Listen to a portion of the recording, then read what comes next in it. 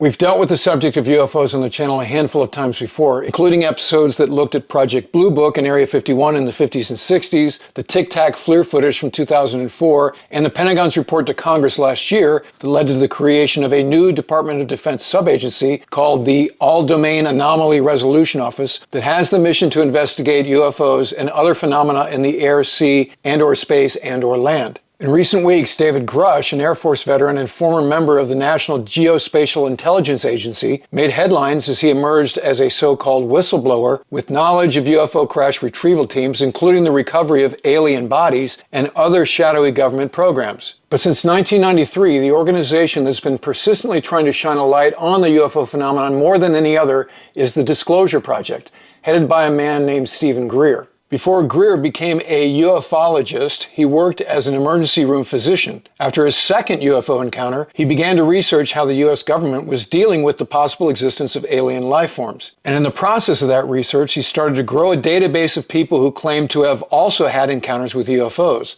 He founded the Disclosure Project as a nonprofit with the mission to make the White House, Congress, the Pentagon, and the general public aware of and concerned with what the organization labels as a crisis more serious than any military threat we're aware of. Earlier this week, Dr. Greer spoke at the National Press Club in Washington, D.C., and he started his remarks with why the Disclosure Project is ramping up their intensity now. And it's because what he calls official law created over the last year or so is that Congress has mandated that the Pentagon, specifically the intelligence community, research the UFO crisis and report back to them. Adopting that mandate for itself, this week the Disclosure Project handed both Congress and AARO at the Pentagon a list of 145 top-secret facilities and bases, 752 witnesses from the military, defense sector, and government agencies, and 121 UFO crash retrieval case documents. He also submitted stats like 122 vehicles have come down and 60 to 70 extraterrestrial vehicles have been recovered over the last 80 years. In company with Dr. Greer at this press conference were a number of whistleblowers,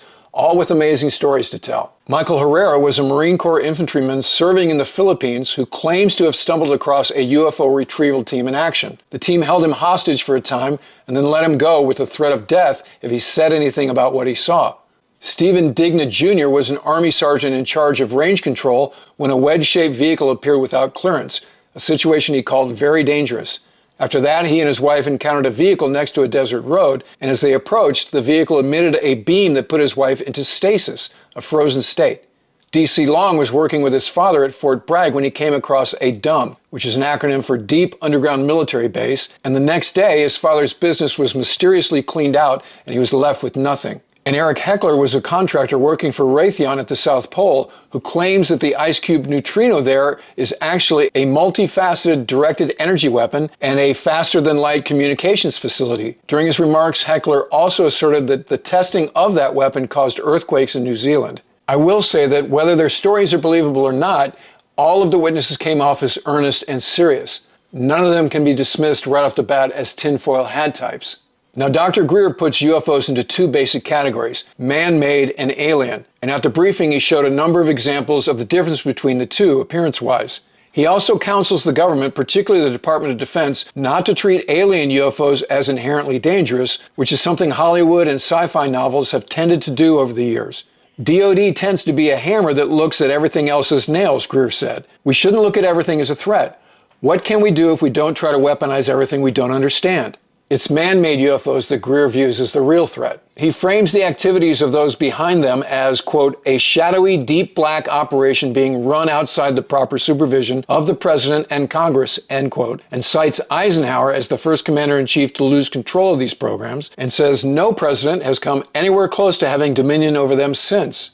He also says that Arizona Senator Barry Goldwater was on the trail at one point, but was cut out of the program by legendary Air Force General Curtis LeMay, who was himself also not fully aware of the activities of those developing man-made UFOs. Overall, Greer characterizes the Disclosure Project's activities as support for the constitutional government in regaining control. And that's a remarkable way to situate this so-called crisis in that we normally think of the government hiding things from the public in a variety of ways. Black programs like the F-117, Delta Force, and SEAL Team 6 under the auspices of national security. But in this case, what Dr. Greer is asserting is that these deep black programs operate without any checks and balances, even those limited ones that traditional black programs have. And what's even more remarkable is he claims these programs have in their possession unsanctioned free energy technology, a zero-point quantum vacuum energy system that pulls energy out of the fabric of space and time. During the briefing at the National Press Club, Dr. Greer held up a piece of paper and scribed a line from corner to corner on it, saying, "The line from A to B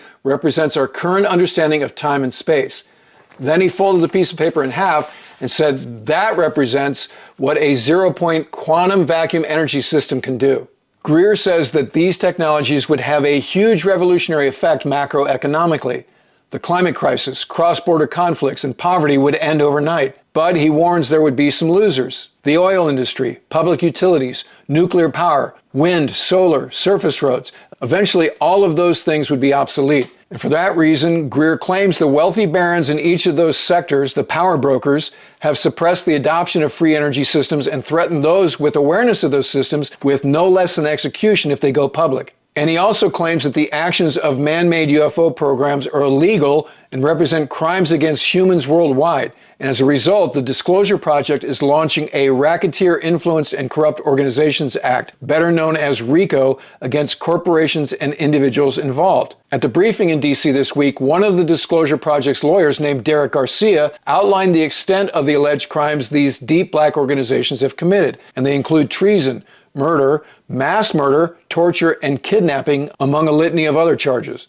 The bottom line for the Disclosure Project is the secrecy around UFOs is the threat to national security, not the UFOs themselves. Dr. Stephen Greer left a medical career to dedicate his life to the pursuit of a greater understanding of the UFO phenomenon, and you have to respect that. However, I do think there are a couple of big unanswered questions. The first question is, how are these programs funded, and how are the folks involved compensated?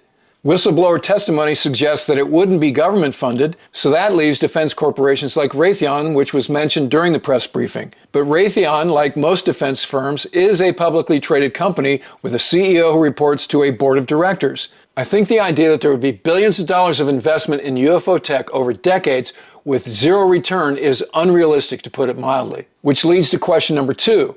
If a company like Raytheon is in possession of proprietary and disruptive technology that would render major sectors like oil, energy, and transportation irrelevant, why would that company sit on it? Because of threats of execution from rival fat cats at the top of now irrelevant industries who stand to lose big when free energy is introduced?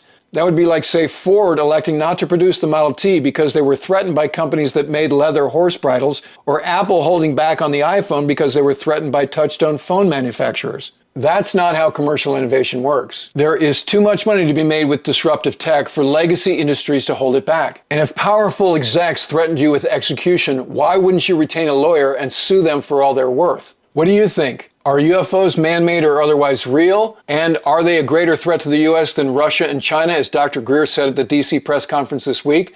Let me know in the comments section below. All right, that'll do it for this episode. As always, if you're not a subscriber, become one so you don't miss anything on this and other topics going forward. And I'd love to meet you at Muchapalooza in Annapolis on July 15th, featuring a showcase set by my new band Danger Boy. Check the link for tickets in the episode description below. Tickets are limited, so get yours now. And in the meantime, I look forward to talking to you again very soon.